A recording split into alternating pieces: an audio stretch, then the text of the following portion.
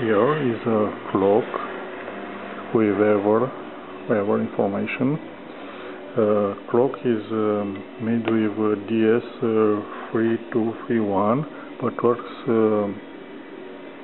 with DS1307.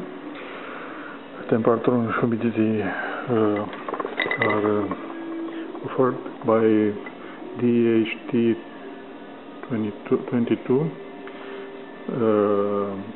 or AM2302 sensor, encoder, rotary encoder for change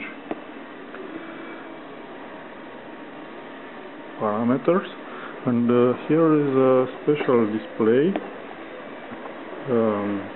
Is an old display from old or vintage SAT receiver with SDA 5708.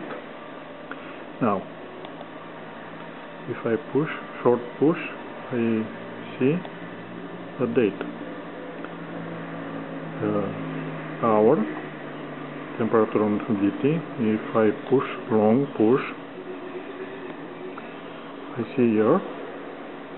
I can change month, day, hour, minute.